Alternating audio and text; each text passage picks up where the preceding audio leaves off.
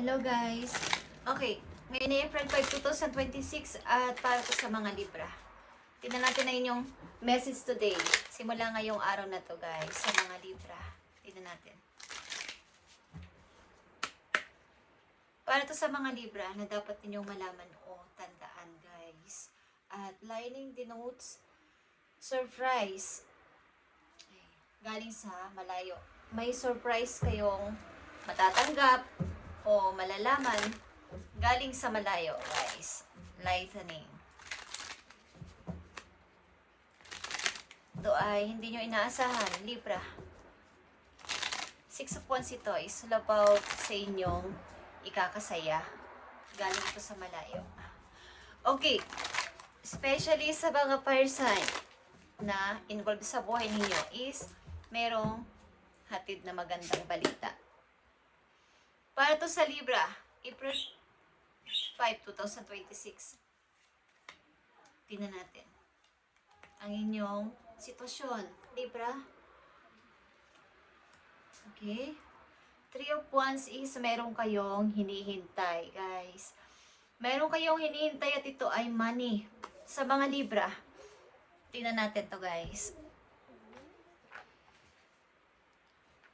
At kumusta na kayo guys? Okay, Libra. Kung kayo may kilalang Aries sa inyong chart is happy birthday sa kanila. At message pa po you bago natin ito buksan. Para to sa mga Libra, April 5, 2026. Okay, Libra. May paparating talaga kayong money guys at ito ay napakagandang balita for you.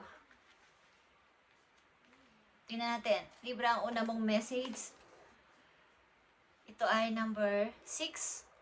6 of ito ay 5 of sword. Minor struggle ito guys. Okay?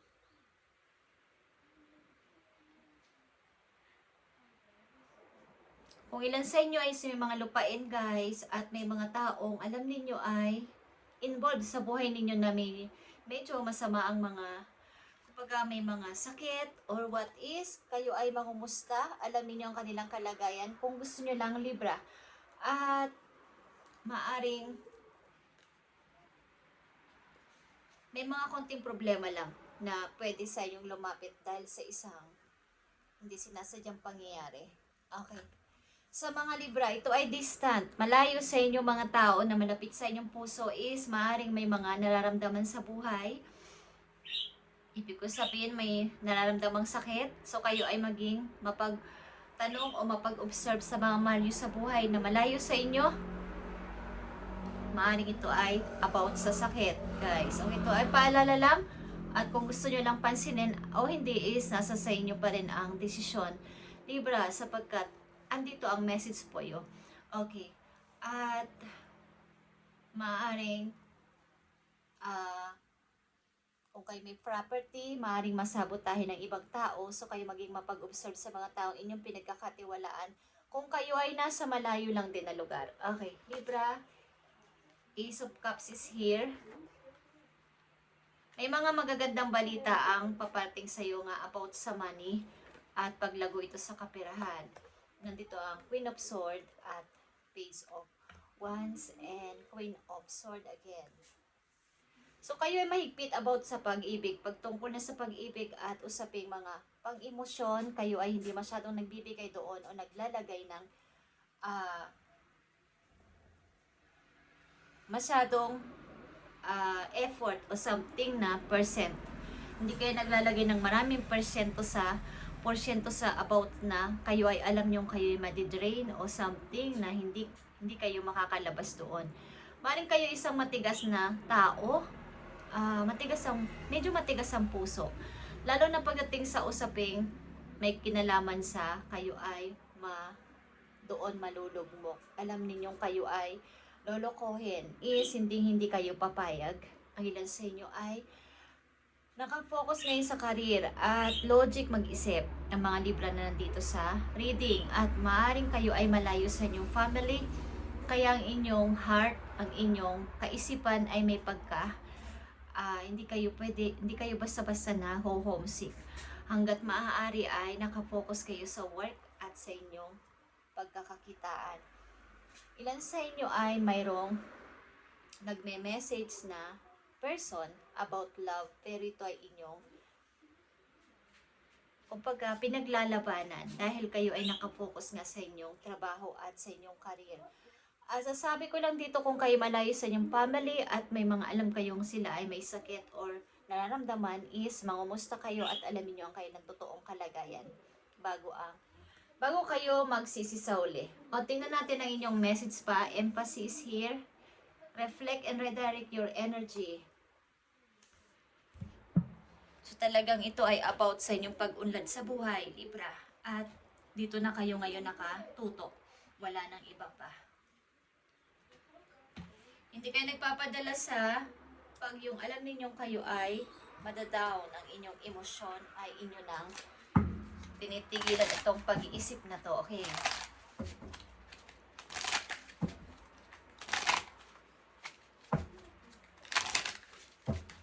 Tingnan natin ito, ang message pa po yun, Libra.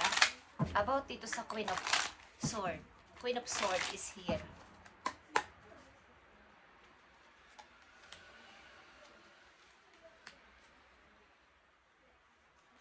Okay. Seven of Pentacles ito. At Knight of Pentacles. So talagang ang kayo ay nakatuon ng pansin sa kaperahan o something na trabaho, career, or negosyo. Ano man ito na may kinalaman sa kaperahan o pag-unlad sa inyong money ay nandun kayo nakatutok sa ngayon at wala kayong pinapalagpas na oras. Sayang naman kung palalagpasin ko to. At nandito ngayon, mayroon pa kayo minamanifest sa buhay na sana ay maging matagumpay kayo. Maaring sa mga nakaraan yung mga taon sa inyong buhay, marami kayong napalagpas na mga opportunity. Kaya ngayon is dumating ito at ayaw nyo nang masayang pa. Maulit at maulit na naman ang nakaraan na kayo ay nagsayang ng oras sa mga pagtutok nyo sa inyong emosyon. Okay. Tignan natin pa ang message po yun. Ang ilan sa inyo is may mga ipon na, guys. May mga ipon na medyo malaki-laki na. Maaring maganda ang pasok ng money sa inyo, Libra. Para sa iyo to, Libra, be humble. Okay. Sa mga natatamasan ninyong pagtatagumpay sa buhay, maging humble kayo. Okay, guys? Paalala ito sa inyo, maging humble kayo at matutong mag-forgive. Ano man tong dapat yung i-forgive, mga pagpapatawad or pagbibigay, ano man tong meaning para sa inyo ng forgive ay gawin ninyo, guys, sa alam ninyo tama. Kung ayaw ninyo ng baga, maaring kayo ay natuto o nagkaroon ng lesson sa buhay. Kaya andito yung pagtutok nyo na sa inyong karera nyo is nandito na. Ayaw nyo nang palagpasin ito. Sayang naman ang panahon.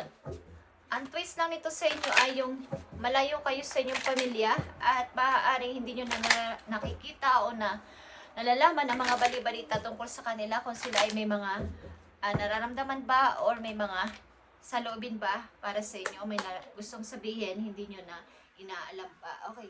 Tingnan natin, Libra, pa ang message po yung abundance mindset. Okay, kayo talaga ay nakatutok sa inyong abundance.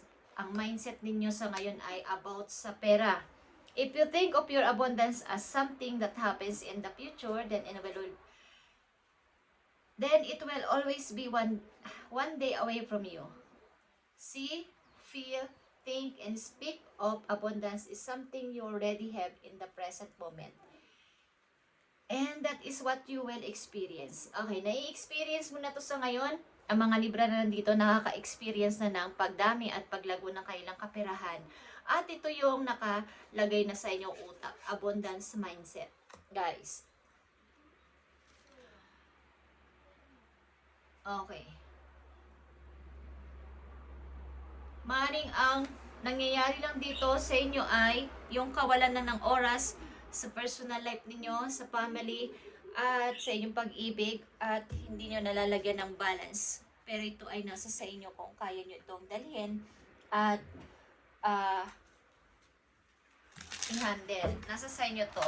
Hindi masamang ang mindset ninyo ay about na sa money, but ang mahalaga dito ay kayo ay marunong mag-handle at magdala nitong sitwasyon ninyo sa inyong family, sa sarili nyo, at sa mga taong nakapalibot sa inyo. Baka hindi nyo napapansin is lumilipas na maraming taon na nakatuto kayo sa ganito is kulang na pala ang panahon nyo sa kanila at hindi nyo na lang nalalaman na sila ay may mga gusto nang sabihin o dinadamdam na sa kanilang katawan. Okay.